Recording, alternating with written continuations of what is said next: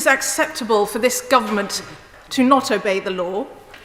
How on earth can the Prime Minister expect the public at home to do so? Mr. Speaker, we expect everybody in this country to obey the law. We now come to Sir Robert Neal. The Prime Minister will be aware that tomorrow the people of Gibraltar celebrate their National Day. And as I'm chair, have the honour to be chair of the all-party parliamentary party group for Gibraltar, will he join me in sending the people of Gibraltar their very best wishes for that day when they celebrate their democratic decision and continuing wish to remain British, and also pledge that Her Majesty's government will continue to give them every support, both in that matter and also in all the practical issues for which they may need our assistance going forward with the challenges which we jointly face as part of the British family. Mr. Speaker, I congratulate my honourable friend on the continual support he gives to the people of Gibraltar and to Gibraltar, and I can assure him that the sovereignty of Gibraltar is inviolable, and I join him, as I hope all members join him, in wishing the people of Gibraltar a very happy National Day on Thursday. We now come to the Leader of the Opposition. The first of 6 questions, Keir Starmer. Thank you, Mr. Speaker. Yesterday I spoke to a mum who lives in London. She's got a 4-year-old daughter who had a very high temperature yesterday morning. She phoned 111 and was told to get a test. She tried to book and was told the nearest was Romford. That was 9 o'clock in the morning. She explored that, but there were no tests there. She was then told Haywards Heath, halfway to Brighton. On exploration, no tests there. By lunchtime, this mum was told the nearest place was Telford or Inverness. A slot became available in Lee Valley in the afternoon, one slot, but unfortunately that was being offered across the country, including to people in Manchester, and it was impossible to book. 9 o'clock last night, she was told the nearest centre was Swansea. This is frankly ridiculous. Who does the Prime Minister think is responsible for this? Well, Mr. Speaker, clearly I take responsibility, as I have done throughout, for the entire handling of the coronavirus crisis, but I would just say to those who attack NHS test and trace and those who deprecate the efforts of the people who are doing their level best to keep us safe, Mr. Speaker, that it is precisely because of the success of test and trace that capacity has gone up to from 2,000 a month in March to 320,000 a day. And we know, thanks to NHS test and trace, in granular detail, in a way that we didn't earlier this year, Mr. Speaker, about what is happening with this pandemic. We know the groups that are suffering, the extent of the infection rates, and we've been able, thanks to NHS test and trace, to do the local lockdowns that have been working. We also know that, alas, some people have not been following the guidance in the way that they should, and therefore we are seeing a rise in infections. And that's why today we are taking decisive steps, Mr. Speaker, to intensify our social distancing measures, the rule of 6 that will be familiar to the country, in order that we can keep our economy going, that we can keep our schools open and keep this virus under control. And I hope that he will support those measures and indeed, Mr. Speaker, support NHS test and trace. Keir Starmer. Mr. Speaker, I'll hear the measures later on, but we will, in principle, support them, as I've supported all the measures the Prime Minister has introduced, as he well knows it's the right thing to do, and I've asked people to follow government advice on every opportunity. Mr. Speaker, nobody's attacking here. The Prime Minister needs to know how anxious hundreds of families are. In the last few weeks, they've been sent all over the country or told there are no tests. It can't be brushed off. On the 21st of this year, the Health Secretary said anybody who needs a test can get a test. It's the most important thing that you can do to stop the spread of this virus. This is a very serious issue. And the government line on this seems to be changing all the time. Yesterday, the director of NHS Test and Trace said, "Can I offer my apologies to anyone who can't get a test? It's a laboratory processing problem." This morning, the Health Secretary changed tack and appeared to blame the public. I note that he made a statement yesterday and faced questions and didn't say anything about the excuse that he puts forward this morning that emerged overnight. So who's right? The Director of Test and Trace, this is a laboratory problem, or the Health Secretary, it's the public's fault? Mr. Speaker, I of course sympathise with all those who are facing difficulties getting tests as fast as they want, but demand is at an unprecedented high, particularly because demand for asymptomatic patients. But he should know that this country has done more tests, 17.6 million, than any other country in Europe. That is thanks to the, and he likes these international comparisons, Mr. Speaker, that is thanks to the efforts of NHS Test and Trace. They are, in my view, doing an absolutely heroic job in spite of the difficulties that they face. They've massively raised their output and testing, and they will be up to testing 500,000 tests a day by the end of October. This is an organisation that is working heroically to contain the spread of this disease, and it requires the public to trust this organisation and to participate, Mr. Speaker. Yesterday, the Right Honourable Gentleman said it was on the verge of collapse. I think those were ill-chosen words. I think he now regrets those words. I think he should reflect and he should take them back. Starmer. Mr. Speaker, hundreds of families are trying to get a test in the last week and they can't get one. I do acknowledge the number of tests overall, but this is basic stuff. People who've got COVID symptoms are very anxious about themselves, their children, their families, and what to do. It means they can't go to work, they can't send their children to school. It matters. And if they can't get tests, the Prime Minister needs to take responsibility. And not just about the future or something else, but address this problem. And I want to take it further because it's not just that people are being told to go hundreds of miles. Somebody contacted me yesterday and said this: my wife has a temperature, and they said we needed to isolate and get a test done. I've been trying to book a test. This is yesterday, Prime Minister. And the site says no capacity. Then I tried for a home test kit, and they're telling me that there are no kits available at present. This is the state today, yesterday. Yesterday there were no tests available in London, the same the day before. Prime Minister, what is happening? Well, Mr. Speaker, I note that he won't take back his criticism and his attack on NHS Test and Trace. I know that I regret that. I gave him the opportunity, Mr. Speaker, to withdraw his verdict that it was on the verge of collapse. It is not. They're doing a heroic job. They're testing hundreds of thousands of people. And yes, Mr. Speaker, we will do more. And the world we want to move to as fast as possible is a world in which everybody can take enabling tests at the beginning of the day, an antigen test to identify whether or not we have the virus or not, like a pregnancy test, within 15 minutes or so that we know whether we're able to live our lives as normally as possible. That's the vision that the Health Secretary and others have been sketching out over the last few days. That's where we intend to get to. In the meantime, NHS Test and Trace is doing a heroic job, and today I can tell him that most people get an in-person test result within 24 hours, and the median journey is actually under 10 miles if you have to take a journey to get one. Mr. Speaker, we all want Test, Trace and Isolate to succeed, and I've offered my support before, but the Prime Minister is ignoring a problem. If people are being told to go hundreds of miles, something is wrong. It's got a lot worse in the last week or two. Everybody in this House knows it because they've all had constituents telling them it. And the Prime Minister talks about capacity. The latest government figures were updated last night.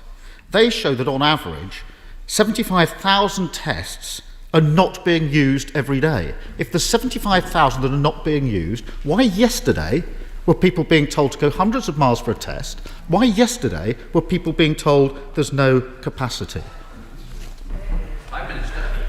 Mr. Speaker, their issue at the moment is that there has been a massive increase in the number of people who need or want tests, and particularly people who don't have symptoms. And we need, and I hope he agrees, we need to prioritise people such as NHS frontline staff, our care workers, who urgently need those tests. And as we massively increase the number of tests, it is those groups who are getting priority. And I can just tell him that actually he's wrong in what he says about the failure of NHS Test and Trace. Let me tell him that of those contacts that supplied details, 80% are reached, and 320,000 people have been persuaded to self-isolate and to stop the spread of the disease. That is the British people ignoring his attempt to undermine confidence in test and trace, ignoring his attempt to undermine confidence, and working together to get this disease defeated. Keir Starmer. Mr. Speaker, I'm listening carefully to what the Prime Minister says. What's undermining confidence is families being told to go hundreds of miles and they can't get a test. That's undermining confidence. I just want it fixed. We don't need to have an argument. What's the problem? Accept there's a problem, tell us what the solution is, and we'll all muck in and try to make it better and tell our constituents. I've been listening, is he saying there are too many people coming forward for tests? It's a capacity problem or not? People are trying to do the right thing. They want to go back to work. We want children back in schools. The Prime Minister is encouraging that, quite right too. We understand that, we support that. The government side of the bargain was to deliver an effective test, trace and isolate scheme. But 2 weeks into September, there's a glaring hole. Can the Prime Minister tell us, when did he first know about this particular problem of having to go hundreds of miles, or that tests were not going to be available? It's the last week it's arisen. When did he first know that that was a problem? Mr. Speaker, it's obviously a function of the growing demand and the growing public confidence in NHS test and trace that we have to supply more and more tests, and that's what we've been doing. I think, Mr. Speaker, I don't know whether he's been listening. I've been trying to give the House the figures. Actually, thanks to the heroic efforts of NHS test and trace, we've gone up from 2,000 tests a day in March to 320,000 a day today. And it is thanks to the efforts of those thousands of people who are listening keenly to his words for some support or some encouragement or some belief in what they're trying to do. It is thanks to them that people, on average, have to travel less than 10 miles, and it is thanks to them that 80% of the contacts that they identify, a coronavirus patient identifies, are reached and told to self-isolate. That's what we're trying to do, Mr. Speaker. It's hard work. It's hard work. It's a big job. And they're doing a fantastic job. And I really think what they would like to hear is some praise and encouragement and support from the Right Honourable Gentleman. Mr. Speaker, why can't we just hear from the Prime Minister an honest answer?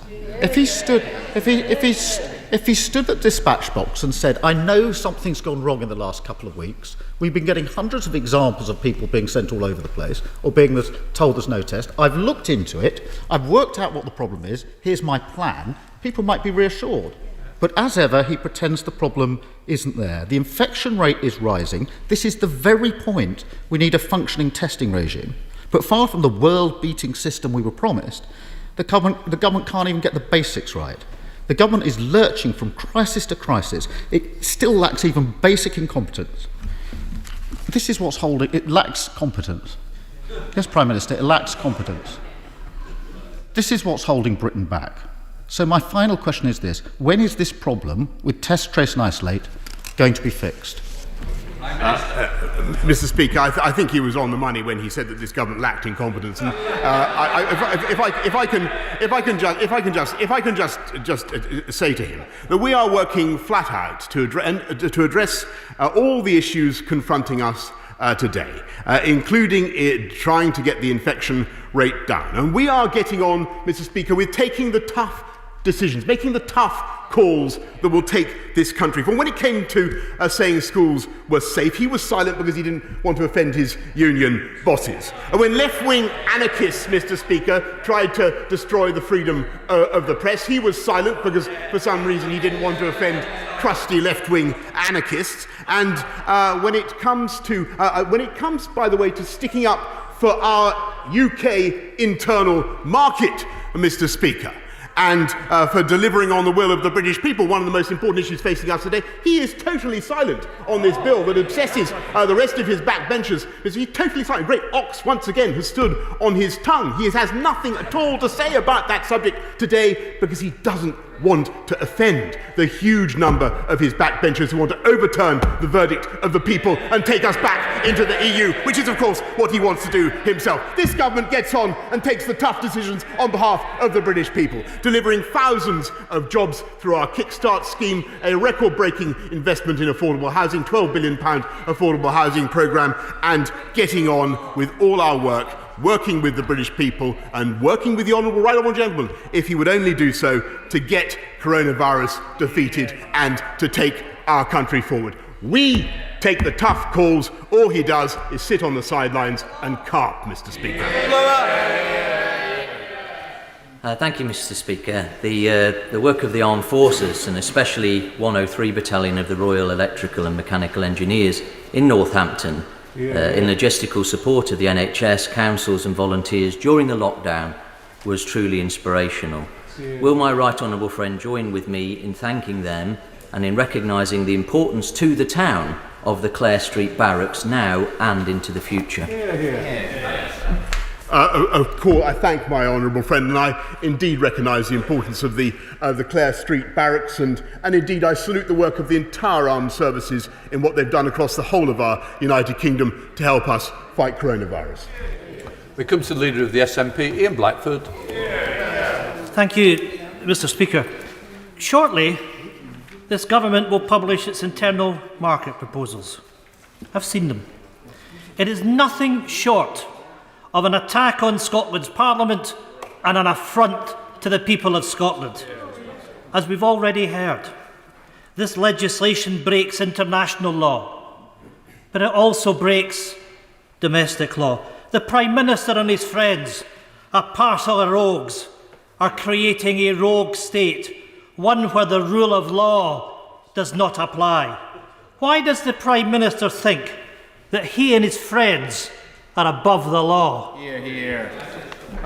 Well, on the contrary, Mr. Speaker, this UK internal market bill is about protecting jobs, protecting growth, ensuring the fluidity and safety of our UK internal market and prosperity throughout the United Kingdom. And it should be welcomed, I believe, in Scotland, in Northern Ireland, Wales, and throughout the whole country. Ian Blackford.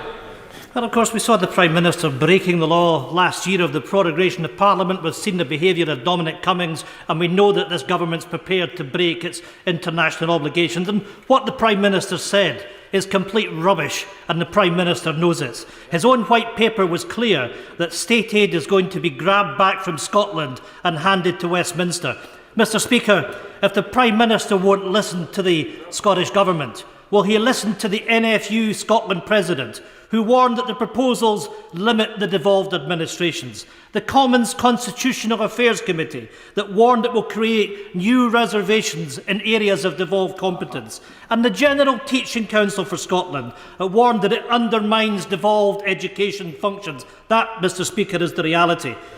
Mr. Prime Minister, Scotland is speaking out, and I state that the Scottish Parliament will reject this attack on devolution. So the question is, will the Prime Minister break domestic law, disregard the settled will of the Scottish people, ignore the concerns of Scotland's communities and press ahead with this bill? The time for Scotland's place as an independent, international, law-abiding nation is almost here. Our time has come. The answer, Mr. Speaker, is that yes, indeed, we will press on with this bill, because I believe that his attacks on it are totally illogical. It actually represents a very substantial transfer of powers, of sovereignty to Scotland, to Wales, to North. It is a massive devolutionary act. What it also does is, and I believe this is common ground across the dispatch box. It also ensures the integrity of the UK internal market, and he speaks of a transfer of powers to the UK government. On the contrary, what he would do, Mr. Speaker, is transfer powers not just over competition and state aids back to Brussels, but of course over fisheries too. And that is the policy of the Scottish Nationalist Party, and it would be a disaster for our country. Mr. Prime Minister, I'm sure that the Leader of the SNP would like to withdraw that last comment of being a liar. No honourable member will do that. Would you please withdraw it? Mr. Speaker, I must say, Sorry, I don't need any. it's on the face of the bill that the government of the UK is going to trample over devolution. That is not a lie. Mr. Blackford, you're a great member of this House. You do the right things by this House, and I've accepted that you've withdrawn it. In Levy. Thank you, Mr. Speaker. Before being elected to represent Blythe Valley last year, I worked in mental health. Since October last year, there have been 120 suicides across the Northumbria Police Force area alone. There have been 24 deaths in Blythe in that time. I'm sure that my right honourable friend, the Prime Minister, will agree with me that one death is one death too many. So would he support me and support National Suicide Prevention Day tomorrow and acknowledge the fantastic work that's been carried out by the mental health charity Mind, as well as Engage and Davio at Unit 20 in Blythe? Thank you. Mr. Speaker, every suicide is an absolute tragedy, and my honourable friend is absolutely right to focus on that issue in the way that he does. And I'm proud that this government is rolling out record investments into suicide prevention. But I would also like to pay tribute to the charitable sector, to Mind, Engage, and to Davy Orr for the fantastic work that they do to make a difference at that crucial moment and to prevent suicide. Mr. Speaker, they herd them onto trains, they shave their heads, they abort their babies. A genocide of the Uyghur people by the Chinese government is taking place before our eyes. It is easy to criticise the next world superpower, harder to take action. What action is the Prime Minister going to take to stop the ethnic cleansing of the Uyghur people in Xinjiang? And when will he lead organisation of an international tribunal? Because this time, no country can say that they didn't know.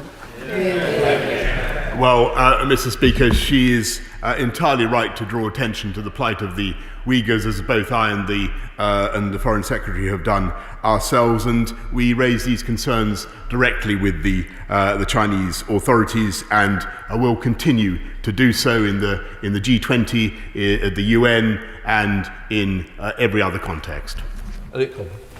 Thank you, Mr. Speaker. On Monday night, BBC Panorama revealed what parents in Carshalton and Wallington have been telling me for months, that Lib Dem-run Sutton Council is failing our most vulnerable children. Given the shocking scenes that we saw, does the Prime Minister agree with me that the Council should hang its head in shame, meet with these parents, sack their failing arm's-length company, and these Lib Dem councillors that have provided over this failure should resign?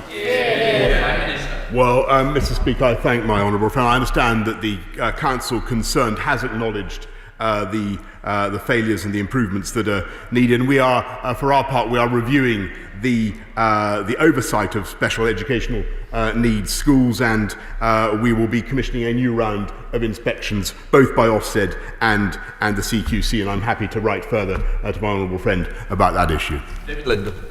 Thank you, Mr. Speaker. The Prime Minister is aware of the tragic case of Mercy Buguma, who 3 weeks ago was found dead in her Glasgow flat with her starving 1-year-old son Adriel lying next to her.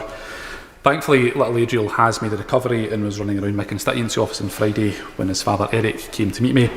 But Adriel has been through more than any 1-year-old should ever have to go through, and his future hangs in limbo while the Home Office prolongs his father's asylum application. So will the Prime Minister agree to organise a meeting between myself and the Home Secretary to look at Eric's case and make sure that this family can go forward with certainty after such a difficult time?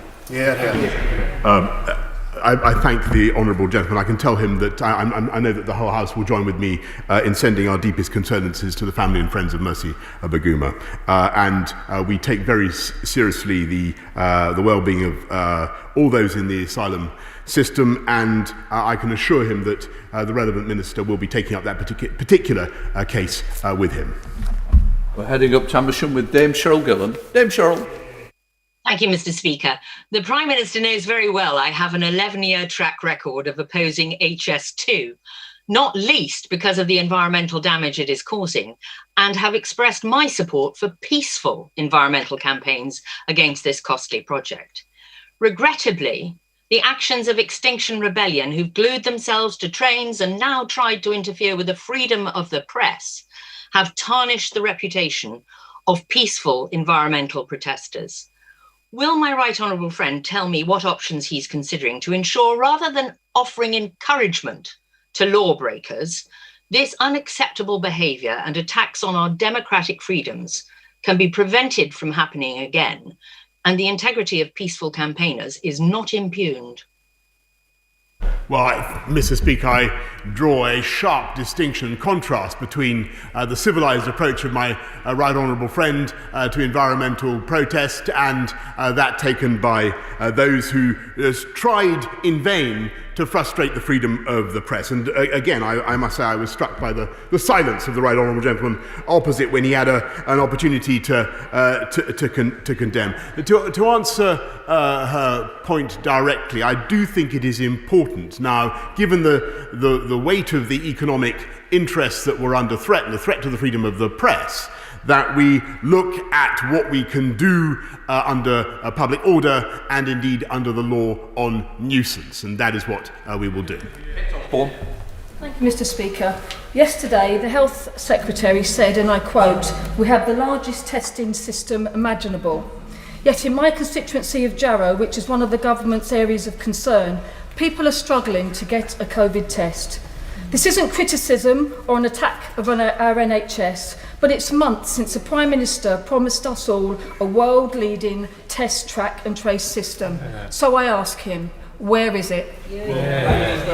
And again, Mr. Speaker, I have every sympathy with those who are now wanting to get tests, and the demand is very, very acute, partly because, Mr. Speaker, we have so many people who don't have symptoms who want a test, and our view is the priority should be for those who do have symptoms and for the groups that I mentioned earlier. We will do everything we can to address the issues in Jarrow and across the country. But I would just remind her that NHS Test and Trace has so far conducted 17.6 million tests, which is more than any other European country. So she should take at least some pride in that.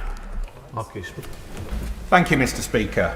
Whilst I am pleased that localised data has allowed local restrictions to be lifted in parts of my constituency in Murfield, Kirkburton and Denby Dale, would the Prime Minister reassure the people of Dewsbury that if infection rates continue to reduce, Dewsbury will be lifted out of local restrictions sooner rather than later?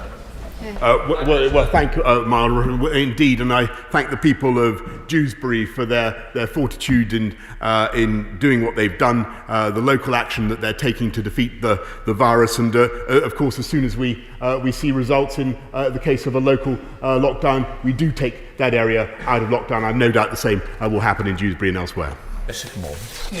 Thank you, Mr. Speaker. There have been reports in the last few days that the Chancellor may scrap the planned increase in the national living wage on the grounds that it may be considered unaffordable. Can the Prime Minister rule this out once and for all, recognise that working people should not be made to pay for this crisis, and confirm that the national living wage will rise as planned to £9.21 an hour in April?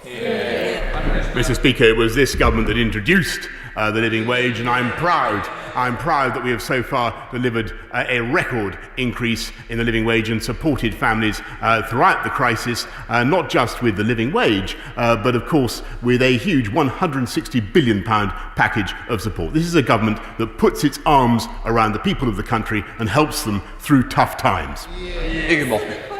Thank you, Mr. Speaker. Burnley College was recently announced as the highest achieving college in the country, recognising its dedicated students, quality teaching staff and fantastic facilities, which includes a Centre for Advanced Engineering.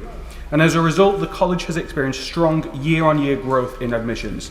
But in order to ensure that our young people continue to have the skills they need for the future, it's vital our FE colleges are invested in and keep up to date. And that's why I've given my wholehearted support to Burnley College with its latest expansion plans, which includes greater teaching on drone technology, robotics and clean engines. So will the Prime Minister join with me in giving Burnley College that backing from government, and will he join with me in visiting the college in the future? Right, well, I think my honourable friend is absolutely right to champion Burnley College and the cutting-edge education in the technologies of the future that this government supports, and I welcome all the plans that Burnley College has for capital investment, Mr. Speaker, to develop their campus. Kim Johnson. Thank you, Mr. Speaker. Liverpool in 1869 was the first council to build council housing to replace overcrowded slums. Progress over the years has often been obstructed by this Tory government, most recently with the refusal to extend our most successful landlord licensing scheme and the introduction of permissive development rights, which bypass local control and are likely to create slums of the future.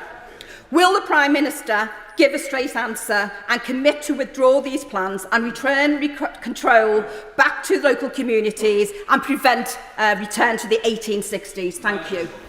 Well, this government has already built far more council homes, as far as I can remember, than Labour did in 13 years when they were last in office, and we will go on.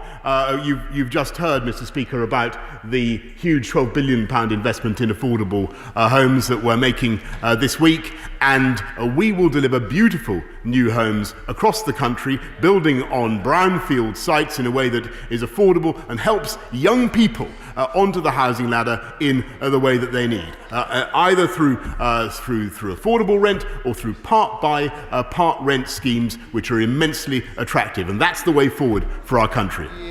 James Wilde. Thank you, Mr. Speaker. Kings Lynn will benefit from the government's levelling up agenda with £25 million through the Towns Fund. Would my right honourable friend encourage ministers to look favourably at proposals for a school of nursing at the College of West Anglia to help kick-start local training opportunities and job opportunities for the people of West Norfolk? I thank my honourable friend. He's an excellent champion for his area, and if he can just contain his impatience a little bit, he may hear something to his advantage and to the advantage of his constituency from his right honourable friend and mine, the Community Secretary. Thank you, Mr. Speaker. £150 million spent on faulty masts, £120 million spent on contracts awarded to a Tory councillor, and a staggering £1 billion worth of contracts awarded without proper due diligence. Where has the money gone, Prime Minister? Well, Mr. Speaker, all I can tell her is that there's been a massive investment in PPE throughout this pandemic, and billions of items have been supplied. If she has a particular anxiety about some particular contract, then I'm more than happy to address that if she will take the trouble to write to me. Thank you. Mike. Thank you, Mr. Speaker. From growing our food and producing renewable energy to managing our environment and setting high animal welfare standards, British farmers lead the world in so many ways. On Back British Farming Day, will my right honourable friend join me in thanking the farmers in Havant and across the country for the contribution they make to our country and our national security and our prosperity? Thank you, Mr. Speaker. Somebody grew up on a farm many years ago. I'm thrilled to support British Farming Day, or Back British Farming Day, and it's thanks to them that we have fantastic food on our plates every day, but also that we have an amazing opportunity to increase our agricultural exports around the world. And that's why I'm so much looking forward to that period which comes at the end of this year, when we will be able to take advantage of the freedoms that Brexit brings. And I hope very much that members opposite will join us, join the whole House, in pushing through this valuable UK internal market bill, which will help to support UK farming across the whole country and build a stronger agricultural industry for our whole country. Final question, Alistair Kerr. Michael. Thank you, Mr. Speaker. The Prime Minister may be aware that there are some Scottish nationalists who want Scotland to follow the example of Catalonia and to have a wildcat independence referendum. Now, I oppose that because it would be illegal. If the Prime Minister thinks it's acceptable for his government to ignore international law, on what basis would he oppose it? Thank you, Mr. Speaker, and I have great respect for the right honourable gentleman. And let me just say this, because the leader of the opposition, in my view, neglected to raise this important subject. And my job is to uphold the integrity of the UK, but also to protect the Northern Irish peace process and the Good Friday Agreement. And to do that, we need a legal safety net to protect our country against extreme or irrational interpretations of the protocol, which could lead to a border down the Irish Sea in a way that I believe, and I think members around the House believe, would be prejudicial to the interests of the Good Friday Agreement and prejudicial to the interests of peace in our country. And that has to be our priority. Point of order, Sir Desmond Sway. Had the Secretary of State for Health given notice of the government's intention to further restrict our liberty to meet with one another in his statement yesterday, at least some of us would have been able to question him about it. What remedy is there for those of us who enthusiastically support the Prime Minister, but nevertheless want to restrain the government's ability to govern by order without debate? Can I say thank you to the Right Honourable Member for giving me notice. I'm very sympathetic with the main point he makes. I accept the decisions have been taken in a fast-moving situation, but timings for statements are known to ministers. It's really not good enough for the government to make decisions of this kind in the way which show insufficient regard for the importance of major policy announcements being made first to this House and to members of this House wherever possible. Can I say to him, I've already sent a letter to the Secretary of State. I think the total disregard for this chamber is not acceptable. I know the Prime Minister is a member of Parliament as well, and he will ensure that statements should be made here first, especially as this particular Secretary of State requests statements and then to ignore the major fact that he wanted to put to the country. Not before this House is not acceptable, and I hope he will apologise to members. Is it the same point? Further to that point. Point of order from the Right Honourable Gentleman from New Forest West. Not only did we not get a convincing explanation yesterday for the ongoing testing fiasco from the Secretary of State, but in fact Mr Robert Peston of ITV broke on Twitter that the government were planning to shift the regulations down from 30 to 6 ahead of the Secretary of State's statement. There was no reason why the Secretary of State could not have told the House yesterday this was the government's plans. Has he given you notice that he's coming to the House to update MPs on this change in policy, or should we assume that ministers don't know what they're doing from one day to the next? What I would take on board is the fact that it was all over Twitter. As this was going on, it obviously, somebody decided to tell the media rather than tell this House. And what I would say is that I expect the Secretary of State to apologise to members and make sure that this chamber knows first when he was fully aware of what was going to be said later. And let me say, if this minister wants to run this chamber ragged, I can assure you now, I'm sure a UQ every day might just begin to run him ragged. No more points of order on this subject. Right, I'm now going to suspend the House in order to allow the safe exit of honourable members participating on this item of business and the safe arrival of those participating in the next. I'm suspending the House for 3 minutes. Order!